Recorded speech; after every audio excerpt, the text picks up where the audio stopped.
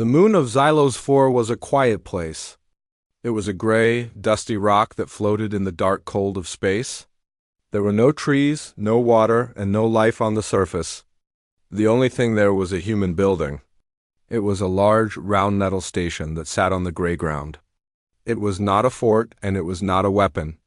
It was just a place for spaceships to stop and get fuel. Inside the station, the air smelled like old coffee and clean metal. The lights were bright white. In the main control room, it was very silent. Captain Mark Reynolds sat in a big chair in the middle of the room. He was a tall man with short brown hair. He looked tired. He held a white mug in his hand. The coffee in the mug was cold, but he drank it anyway. He looked at the large glass window in front of him. Outside, he could see the stars. They looked like small points of light in the black sky. Next to him sat Amy Harper. She was much younger than Mark. She had long yellow hair tied back in a ponytail. She wore a blue uniform. She was the communication officer. She looked at her computer screens all day. Usually nothing happened. Usually she just watched numbers move on the screen. But today was different. "Captain," Amy said. Her voice was small. "I am picking up something strange." Mark did not turn his head. He kept looking out the window. "Is it a supply ship?" he asked. "We are low on water." "No, sir," Amy said. She tapped on her keyboard faster. "It is not a supply ship. The signature is wrong. It is an Imperial signature. It is the Xenthian fleet." Mark put his mug down slowly on the desk. He turned his chair to look at her. "Are you sure, Amy?" "The Xenthians have not come this far in a long time." "I am sure, sir," she said. "I count 10 ships. Maybe 12. They are big ships, sir. Warships. They are coming out of hyperspace speed right now." Suddenly, the red alarm lights on the ceiling started to flash.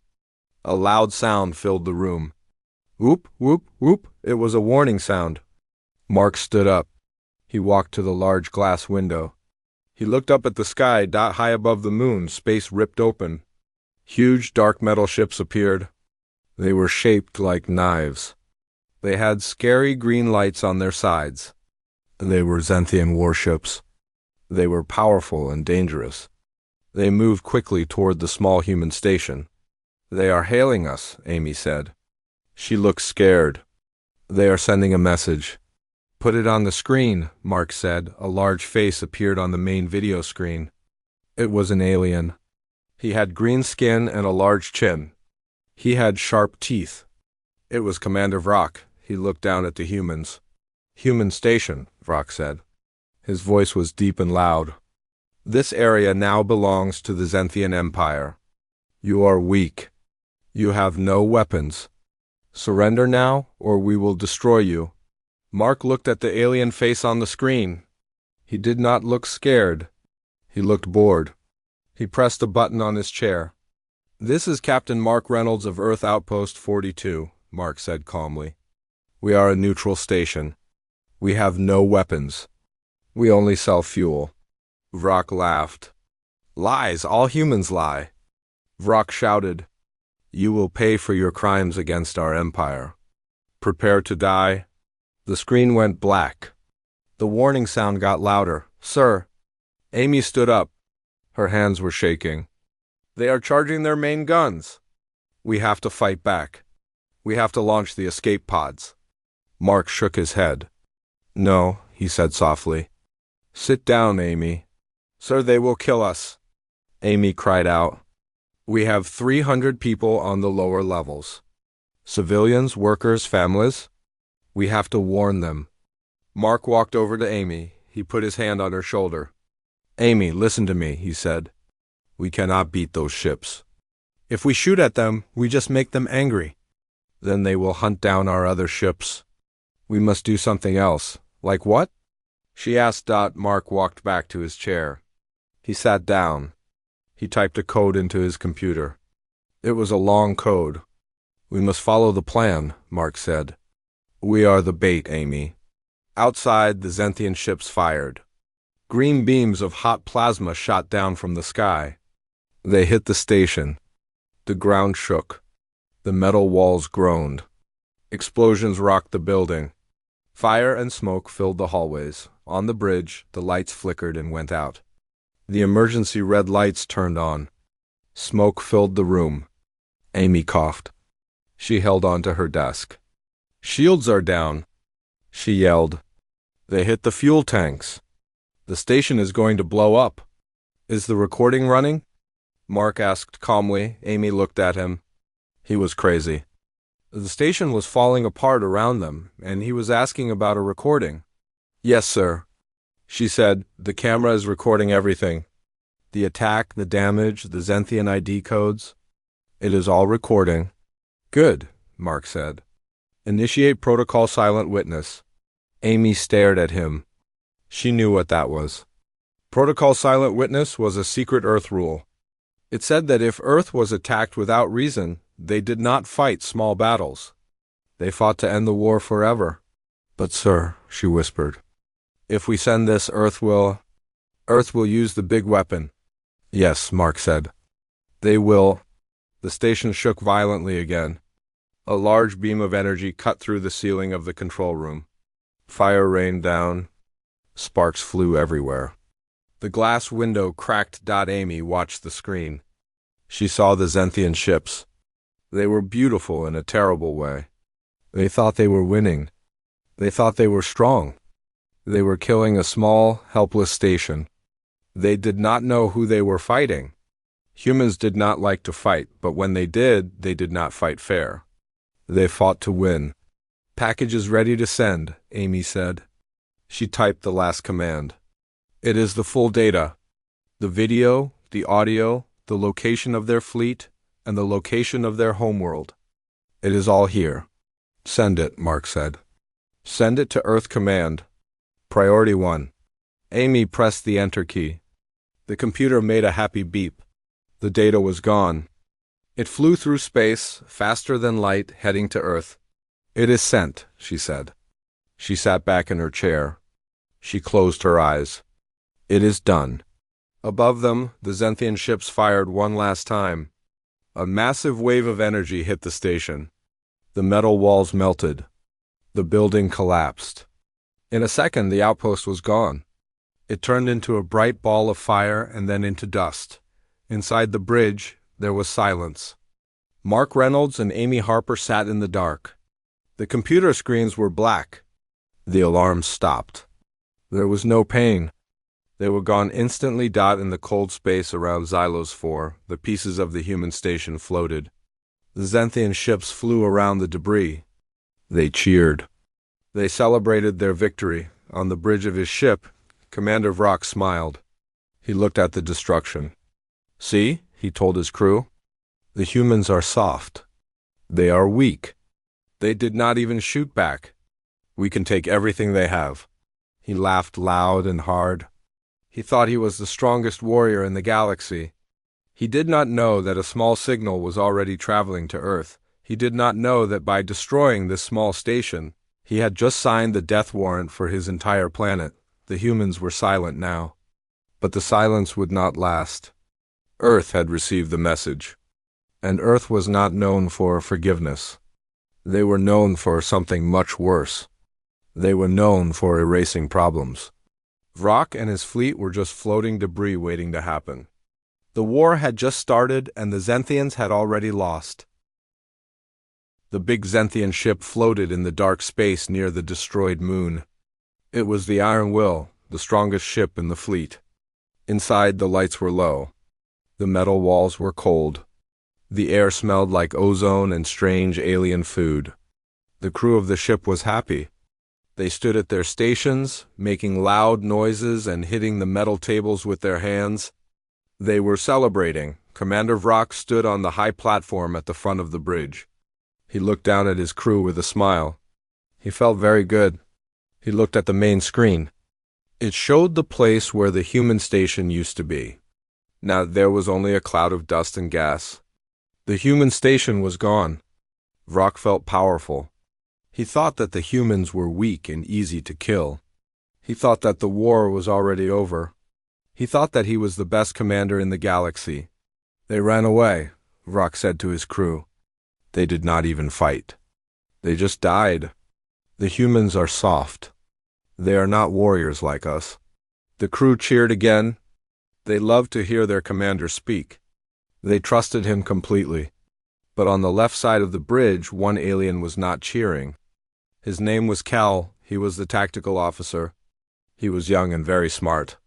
He sat in front of a large radar screen. He looked at the green lines and numbers that moved on the glass. He did not look happy. He looked worried. "Commander Vrak?" Cal said. His voice was quiet. Vrak could not hear him over the noise of the celebration. "Commander?" Cal said louder. Vrak turned around. He stopped smiling. "Why do you shout, Kel? We are celebrating our victory." "What is wrong?" Kel pointed a shaky finger at his screen. "Sir, I am reading a subspace anomaly. It is very strange." Vrak walked down the steps to Kel's station.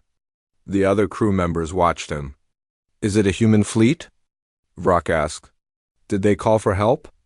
Are they coming to save their friends?" "Let them come. We will destroy them too." "No, sir," Kel said. He tapped the screen, zooming in on a small red dot. "It is not a fleet. It is just one object. But the energy signature is huge. It is like nothing I have ever seen before." Vrak laughed. "One object? Is it a message? Are they sending us a letter to say they surrender?" "No, sir," Kel said. He looked at the numbers again. "It is moving fast, very, very fast. How fast?" Vrak asked. He was starting to feel a little bit annoyed. He wanted to go back to his party. Kel typed on his keyboard. The computer made a beeping sound. "It is traveling at 99% of the speed of light, sir. Light cannot go faster than this. This object is almost as fast as light." Vrak frowned. "That is impossible. Our fastest ships can only go half that speed. Humans are primitive. They do not have engines like that." "I know, sir," Kel said. "But the computer does not lie. Look at the path." Vrak looked at the screen. He saw a red line. The line did not go to the fleet. The line went past the moon. It went past the Zenthian ships. The line went deep into the space, far away from them. "Where is it going?" Vrak asked. He traced the line with his claw. Kel took a deep breath. "I calculated the trajectory, sir. It is heading straight for our home system. It is heading for Zenthia Prime." Vrak stared at the screen. Then he started to laugh. "Zenthia Prime? That is on the other side of the galaxy. Are they throwing a rock at our home planet?" "Sir," Kel said, his voice shaking with fear, "it is not a normal rock. Look at the mass. It is incredibly dense. It is very heavy, and it has a destabilizing field around it. It is a penetrator projectile." Vrak did not know what that meant. He did not care. He shook his head. "You worry too much, Kel. Our home planet has defenses. We have the Great Shield. Nothing can get through it. We have thousands of guns on the ground. This little rock will burn up in our atmosphere. It will be a fireworks show for the people on the surface." Kel stood up. He looked Vrak in the eye. "Sir, please. We have to warn the home planet. We have to tell them to shoot it down. At this speed, with that mass, it is not just a bomb. It is a planet killer." Vrak pushed Kel back into his chair. "Sit down. You are scaring the crew for no reason. The humans are desperate. They lost their station. They are throwing their last weapon at us, hoping for a miracle. But miracles do not exist." "But sir," Kel tried to say, "the energy. At that speed, kinetic energy is infinite. If that hits the planet, it will not just explode. It will crack the crust. It will go through the mantle. It will destroy the core." Vrak turned his back on Kel. He walked back up to his platform. "Do not send a warning. We do not want to look weak. Let the planetary defense handle it. It will be destroyed long before it hits the ground. Continue the celebration." The crew looked at Kel, then at Vrak. They trusted Vrak. He was their leader. They started to make noise and celebrate again. They drank their drinks and laughed about the explosion. Kel sat back down. He felt sick. He looked at the red dot on the screen. It was moving so fast that the computer could barely update its position. It was a blur. Kel knew about human history. He had read old files. Humans were known for two things. They were known for being peaceful until they were not. And they were known for being very, very creative with weapons. They did not fight like other aliens. They did not just shoot lasers. They used gravity, rocks, and physics to kill you. Kel watched the timer on his screen. The object had just passed the outer edge of the star system. It was entering the Zenthian home space. The Homeworld's radars would see it in a few minutes. They would shoot at it. But Kel did not think they could stop it. Nothing could stop something that heavy moving that fast. It was like a bullet hitting a glass window. Vrock stood on his platform, drinking from his cup. He felt safe. He was far away. He was in a powerful ship. He thought he had won the game. He did not understand that he had just broken a rule. The rule was simple. Do not hurt the humans or they will hurt you back, forever. The humans did not send an army. They did not send a declaration of war. They just erased the problem. The red dot on Kel's screen was not just a weapon. It was a judgment. It was the price for the outpost. Kel put his head in his hands. He closed his eyes. He could see his home planet in his mind. The tall crystal buildings, the blue oceans, the green parks. He saw his children playing in the garden. He knew he would never see them again. The silence from Earth was not fear. It was the calm before the end. On the bridge, the music played. The aliens laughed. The red dot moved closer to the planet. Time was running out. The mistake had been made. The erasure had begun. Vrock smiled, not knowing that he was already a ghost. He was a commander without a home. Deep underground, the air was cool and smelled like machines. This was the command center of the United Earth Defense Coalition. It was located far beneath the surface of the planet, safe from any attack. The walls were made of thick gray concrete. The ceiling was low, covered with pipes and wires. Hundreds of large computer screens glowed with blue and green light. People in military uniforms walked quietly from desk to desk. They carried folders and tablets. No one spoke loudly. The mood in the room was serious. Like the quiet before a big storm, Admiral Paul Davidson stood in front of the main viewing wall. He was an older man. His hair was gray, and his face had many lines. He had seen many battles in his life. He had seen ships burn and soldiers die. He did not like war, but he was very good at it. He stood with his hands behind his back, watching the big screen in silence. Suddenly, a red light flashed on the main console. A soft beep sound broke the silence. A young officer rushed to Paul's side. "Admiral," the officer said, "we have received a transmission.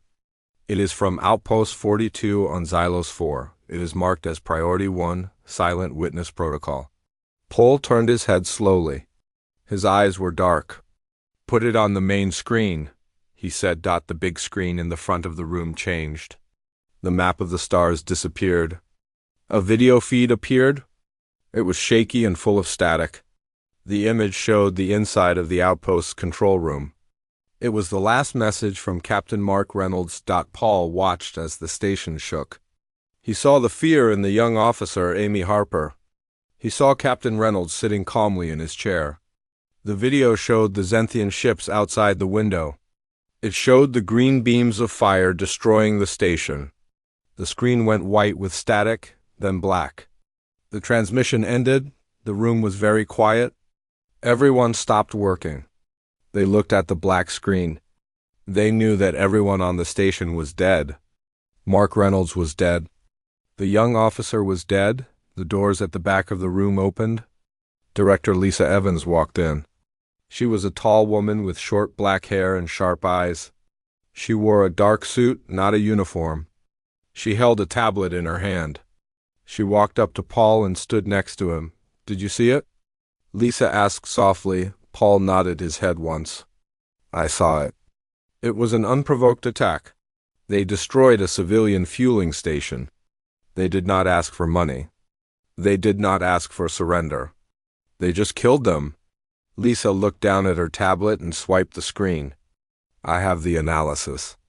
The Zenthian fleet broke the treaty. They entered our space. They fired first. We have the ID codes of the ships. We have the voice recording of Commander Rock. Paul took a deep breath. They think we are weak. They think because we did not fight back at the outpost, we are afraid. They do not know us. Lisa looked at the Admiral. The Council is waiting for your confirmation, Paul. The vote was taken 10 minutes ago. The result was unanimous. The decision is final. Paul walked over to a metal desk in the corner of the room. On the desk sat a simple device. It looked like a small black box with a glass top and a scanner for a thumb. Under the glass there was a red button. It was not a complicated weapon. It was just a key. Do we have the target lock? Paul asked. Yes, Lisa said. The weapon is already in flight. It launched from our deep space platform an hour ago as soon as the initial distress signal was detected. It is traveling at high speed. But it needs your command to arm the warhead.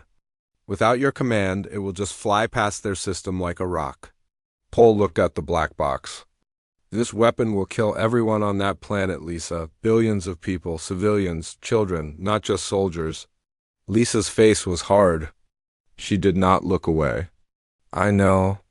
But look at the screen, Paul. Look at what they did to our people. They laughed while they burned. This is not the first time they have attacked us. And if we do not stop them now, they will come here. They will attack Earth. They will kill our children. Humans have learned one thing from history. If you want a wolf to stop biting you, you do not slap its nose. You remove its teeth. Paul looked back at the black screen where the video of the dying station had played. He remembered the face of Captain Reynolds. Mark had sat there and died just to send this data. He did not fight so that Earth could have the proof. We are not monsters, Paul said quietly. We are humans. We want peace. But we will not be prey. No, Lisa said. We are the monster that hides in the dark, waiting for the bigger monster to fall asleep. Paul walked up to the black box. He placed his hand on the cold metal. He looked around the room. All the officers were watching him. They were not crying. They were not scared. They were ready. They were tired of the Zenthians attacking their outposts and killing their friends. Paul put his thumb on the glass scanner. A red light scanned his thumbprint. A green light appeared. Voice authorization required, a computer voice said. Paul spoke clearly and loudly. Admiral Paul Davidson. Authorization Alpha 0. Confirm target, Zenthia Prime, execute protocol total erasure. The computer beeped. Authorization accepted. On the main screen, a new map appeared. It showed the Zenthian home system. A red line showed the path of the weapon. It was a straight line to the planet. A countdown timer appeared in the corner of the screen, to minus 14 minutes to impact. Message is prepared, Lisa said. We are broadcasting it on all frequencies. We are telling them exactly what is happening and why. What does the message say? Paul asked. Lisa picked up a paper from the desk. She read it aloud. You attacked a neutral outpost. You killed without mercy. You did not surrender. Therefore, we do not accept your surrender. Your homeworld has been sentenced to silence. Paul watched the numbers on the screen count down. 13, 12, 11. He felt a heavy weight in his chest. He was ending a world today, but he also knew that he was saving his own world. The Zenthians would never threaten another human again. They would never exist again. It is done, Paul said. He turned away from the screen. God forgive us. But the galaxy will fear us? The staff in the room went back to work. They typed on their keyboards. They monitored the weapon's flight. They did not cheer. They did not celebrate. They just did their jobs. The silence in the room was louder than any explosion. The message had been sent. The judgment was sealed. The weapon was now armed and hungry for its target. The peaceful humans had shown their true face. They were capable of anything. The planet Zenthia Prime was a beautiful world. It was the home of the Zenthian Empire. The cities were tall and made of shining crystal. The buildings caught the light of the three suns and sparkled like diamonds. The sky was a soft purple color. There were no wars here. The people felt safe. They lived in tall towers and walked on bridges made of light. Children played in parks with floating toys. It was a peaceful place, far away from the battles at the edge of space. On this day, the weather was perfect. The birds were singing and the air was warm. But then the sky changed. It was not a cloud. It was not a storm. The color of the sky turned from soft purple to a dark, angry violet. A strange wind began to blow. It felt like electricity, making the fur on the aliens' arms stand up high above the planet. The planetary defense watched the sky. They were soldiers who guarded the homeworld. They had powerful radars and big guns on satellites. Suddenly their screens turned red. "Commander!" a young soldier shouted. "I have an incoming object. It is moving at an impossible speed." The commander of the defense looked at the screen. "What is it? A missile? A ship?" "I do not know," the soldier cried. "It has no engine signature. It is just falling, but it is falling faster than light." The object was the penetrator. It was a simple weapon, just a rod of heavy metal, but it was moving so fast that the air could not get out of its way. It pushed the air in front of it, creating a fireball that was hotter than the sun. "Fire the defense grid," the commander yelled. "Shoot it down." The big guns on the satellites aimed at the sky. They fired their brightest lasers. But the lasers were too slow. The object moved past them before the lasers could hit it. It was like trying to hit a bullet with a flashlight. "It is too fast," the soldier screamed. "Impact in 10 seconds. 9 seconds. On the ground, the people of Zenthia Prime looked up. They saw a streak of fire in the sky. It did not look like a ship. It looked like a star falling. Millions of people stopped walking. They watched the light. They did not know that it was the end. The object hit the ground. It did not hit a city. It hit the middle of the largest ocean. But because it was moving so fast, the water acted like solid rock. The rod did not explode. It did not make a mushroom cloud. It went through the water. It went through the bottom of the ocean. It drilled deep into the crust of the planet. For 1 second, everything was silent. The sound had not traveled yet. Then, the planet screamed. The energy of the impact released a shockwave that moved faster than sound. The water in the ocean flashed into steam instantly. A white wall of steam and water rose up hundreds of miles high. But the real damage was underneath. The rod drilled into the mantle of the planet. It broke the plates that held the world together. The magnetic core of the planet began to spin the wrong way. The gravity on the surface flipped. In the crystal cities, the ground began to shake. It was not a normal earthquake. The tall buildings bent like soft clay. The ground cracked open. Fire shot out of the cracks, not lava but pure energy. The bridges fell. The park sank into deep holes. The people tried to run, but there was nowhere to run.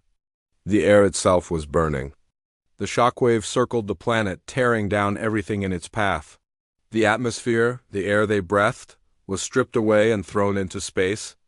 The beautiful purple sky turned black thousands of miles away. On the bridge of the Iron Will, Vrock stood watching the main screen. He had received the live feed from the Homeworld. At first, the screen showed the beautiful view of the capital city. Then the screen shook. The camera fell. The view showed the ground ripping apart. The crystal towers were falling into the dust. The sound coming from the speakers was a terrible roar, like the planet was crying in pain. Then the video cut to static. "Report," Vrock shouted. "What happened? Why is the screen black?" Tactical Officer Kell sat at his desk. His face was white. He was shaking so hard he could not type. "It is gone, sir," Kell whispered. "What is gone?" Vrock asked. "The city?" "No, sir," Kell said. He looked up with tears in his eyes. "The planet. The sensors. They can't find the planet. It is. It is breaking apart. Vrock ran to the main window. He looked out into deep space. He could not see Zenthia Prime from here, but he saw the stars. Then he saw a new light in the distance. It was the reflection of the explosion. It was bright enough to light up the dark space between stars. They did it, Vrock said. His voice was small. He could not believe it. They actually did it. They used a kinetic weapon, Kel said. They threw a rock at us. And it killed everyone. Vrock thought of his family. He thought of his wife. He thought of his children playing in the garden. He thought of the schools and the markets. All of it. The museums, the history, the songs, the cities. All of it was gone. In less than a minute. 4 billion years of evolution ended by a human's throwing a stone. The ship was silent. The crew stopped celebrating. They stopped moving. They looked at Vrock. They looked at the black screen. They were orphans now. They had no home to go back to. They were just a fleet of ships floating in the dark with nowhere to dock, no one to pay them, and no one to love them. Vrock fell to his knees on the cold metal floor. He felt heavy. He felt like the weight of the planet was crushing him. He had wanted to show how strong the Zenthians were. He had wanted to teach the humans a lesson. But he was the one who had learned the lesson. He had poked a sleeping dragon. And the dragon had burned his entire house down. The message, Vrock whispered. The message from Earth, it said they would silence us. Kel nodded slowly. Yes, sir. They did not say they would defeat us. They said they would erase us. On the screen, the sensors showed debris. Where there was once a beautiful planet of purple oceans and crystal cities, there was now only a cloud of rocks and dust. The Zenthian homeworld was just a belt of asteroids now. It was floating in the dark, a graveyard for a whole race. The humans had not fired a laser. They had not sent an army. They had just sent one machine, moving very fast. It was the most terrifying weapon in the galaxy because it was so simple.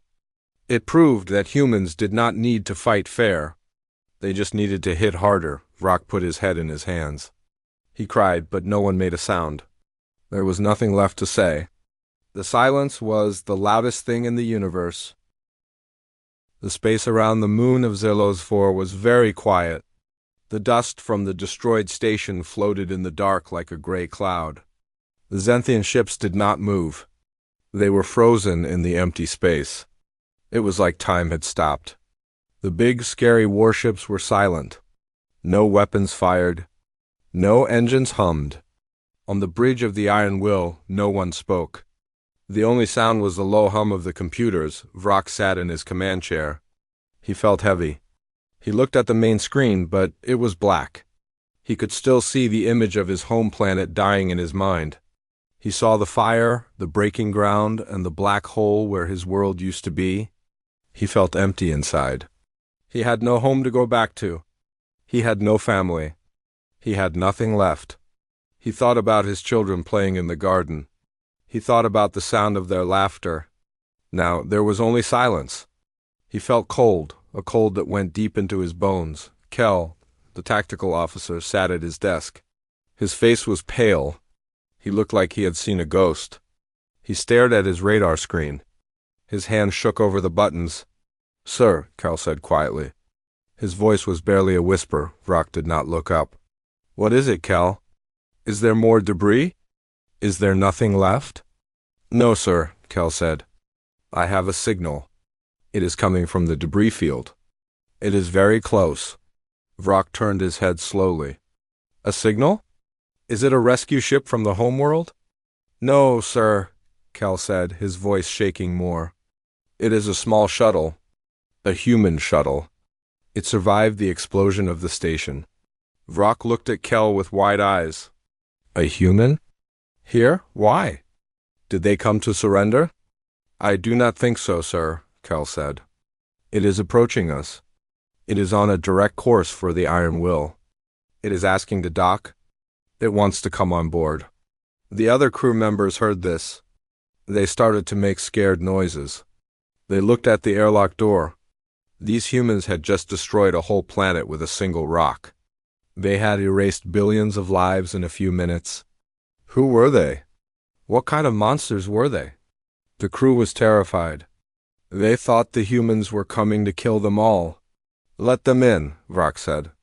His voice sounded weak, like an old man's voice. Open the airlock. Sir, are you sure? Kel asked. They might be dangerous.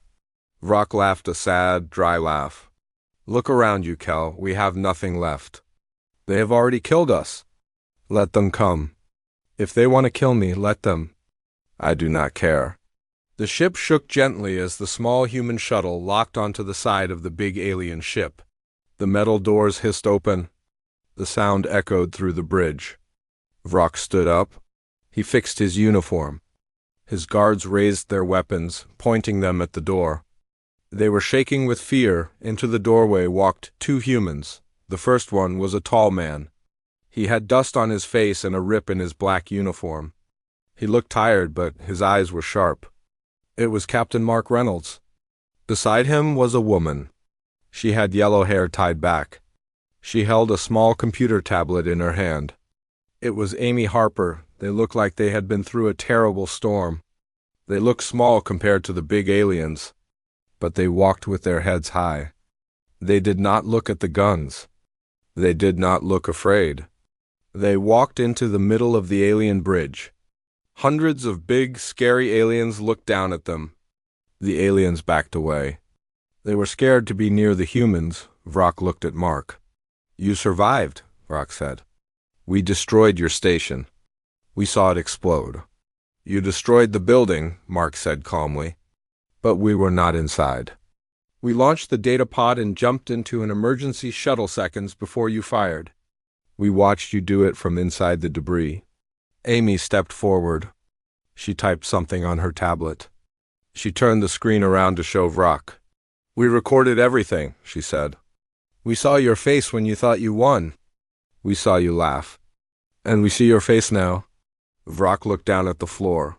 He could not look at her eyes. The guilt was too heavy. Why did you come here? He asked. To kill us? To finish the job? To end our entire race? Mark shook his head. No, he said. We are not here to kill you. We are not mindless killers. We are here to tell you the rules. The rules? Vrock asked, confused. Mark walked around the bridge. He looked at the expensive alien technology. He looked at the scared crew members. You attacked us because you thought we were weak. You thought we were easy targets. You thought we would not fight back. You were wrong. Mark stopped and looked Vrock right in the eye. We do not fight for fun.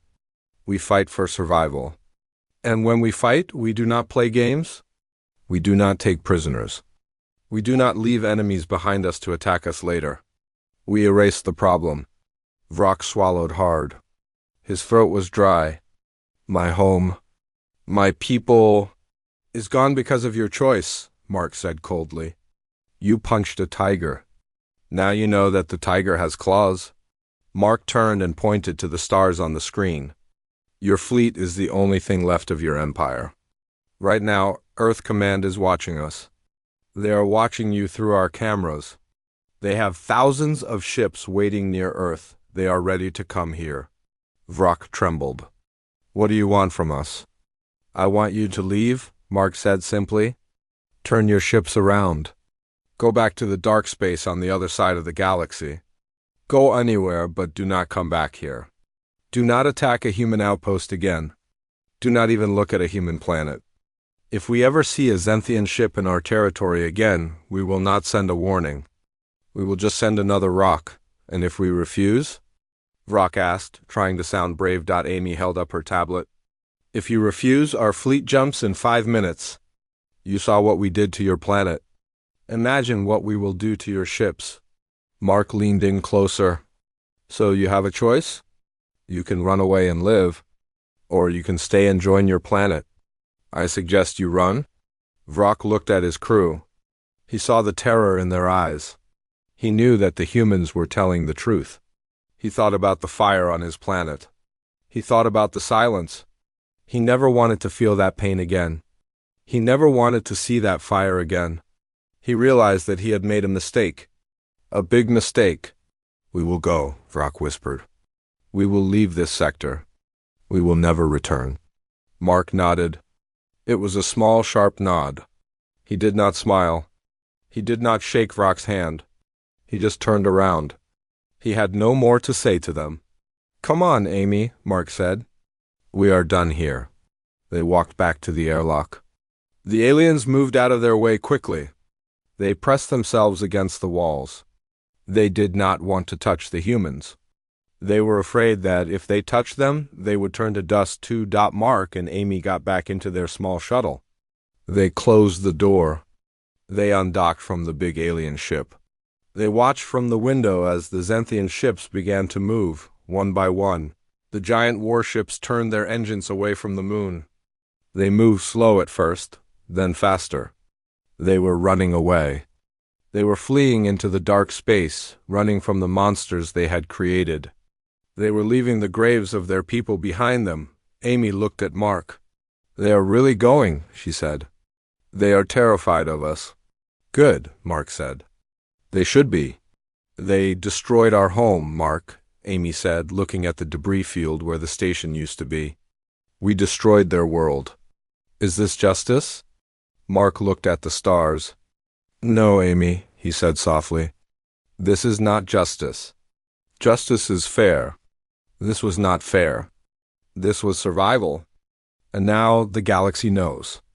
If you try to hurt Earth, Earth will erase you. The small shuttle flew away from the Zenthian fleet. The human radio picked up the alien communications. They were not speaking of war anymore. They were speaking of fear. They were telling stories about the humans. They would tell these stories for generations. They would speak of the silent death that came from the blue planet. They would warn their children never to look at the stars where Earth lived. The silence of space returned to the Xylos system. But it was a different silence now. It was not an empty silence. It was a heavy silence. It was the silence of a predator watching. The humans were alone again in the Outpost system, floating in their small shuttle. But they were not weak. They were the sleeping giants, awake and angry. Mark closed his eyes. He thought of the people who died on the station. He hoped this was worth it. He hoped that no one else would be stupid enough to poke the bare dot in the distance. The stars shone bright. But to the Zenthians, those stars looked like eyes. Cold, human eyes watching them, waiting for them to make a mistake. The war was over before it really began. And the humans had won.